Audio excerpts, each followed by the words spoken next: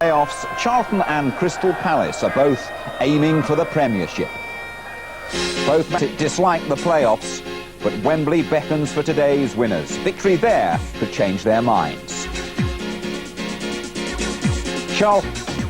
Palace might be disappointed at not getting automatic promotion, but they shouldn't be. Their climb up the table's been superb. Now there's everything to play for. I think the atmosphere... Accustomed to fielding a side missing key players. Their third choice keeper, Andy Petterson, is in action again. Keith Jones and Paul Mortimer are among those missing in the midfield, which means that John Robinson, usually flying down the left flank, will start in centre midfield alongside Lee Bowyer, and Sean Newton on the right and Mark Robson on the left. They are the wingmen. Well, the man for Charlton to fear more than anybody, of course, is Dougie Freedman, ex-Barnet, Palace's top scorer with 20 this season, including 2 hat-tricks. That's no secret. But Palace have kept a secret since Friday, the untimely training injury to David Hopkin. He's missing from that vital role just behind the front runners. He's got 12 goals to his credit this season. Instead, Dave Bassett tells me they're likely to play very positively with 3 up. Carl Veart, Dougie Freedman and George Ndah. 3 centre-backs, David Tuttle, Andy Roberts and the Norwegian Leif Andersen, where Gareth Davis is missing injured. Our referee today is John Kirkby from Sheffield, his first visit with the Valley. Ian St John, good expectations, plenty at stake?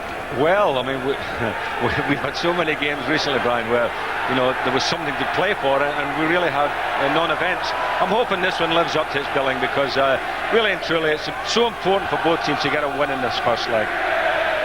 Where you talk about games not living up to the billing, you weren't referring to yesterday by any chance? Including yesterday's, and you know, that was even more disappointing, but I'm talking about Sunderland when they were champions and played badly at home against Stoke, and here the other, when we had the live game here with Charlton, you know, it was a poor game.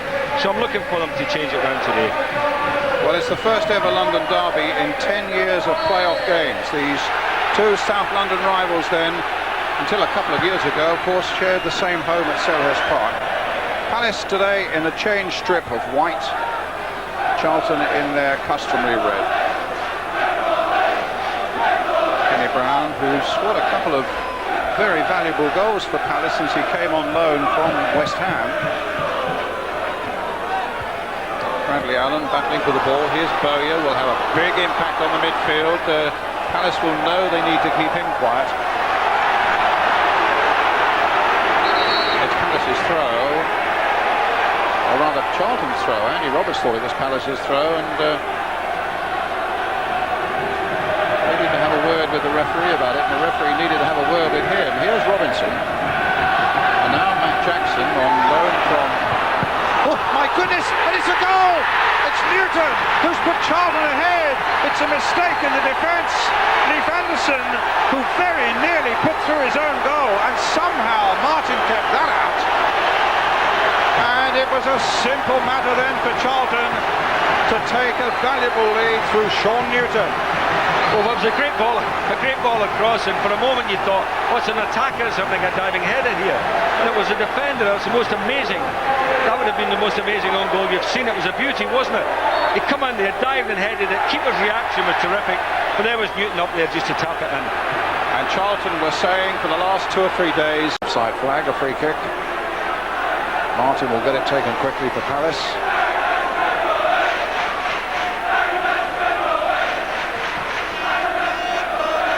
Ndah gets to that one. Freedman getting in behind them. And good save there. But in the end, well, that's extraordinary. Kenny Brown.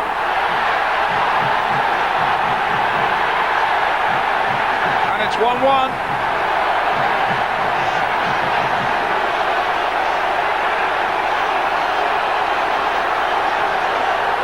Well, that's his 3rd goal since he's come on loan from West Ham.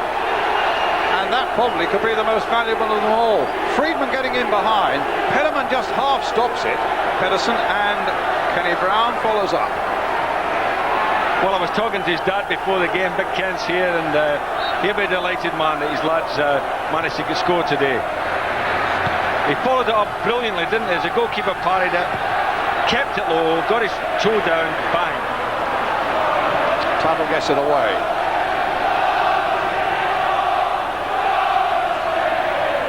Petterson.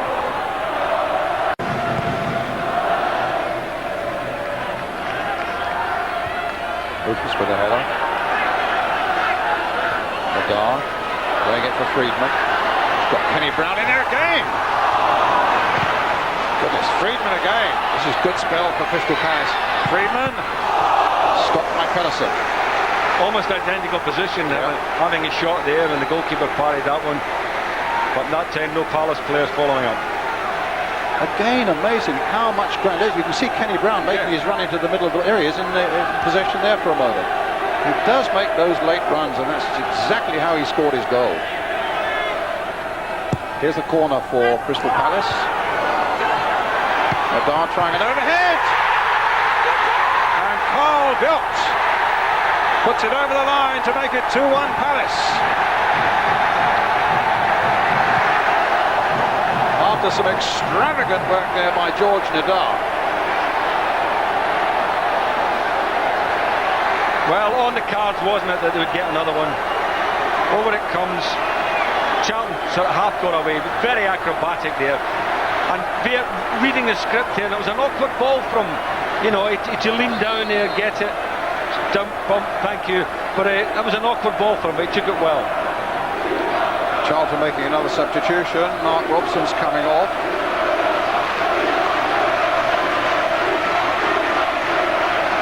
And David Whyte coming on. Another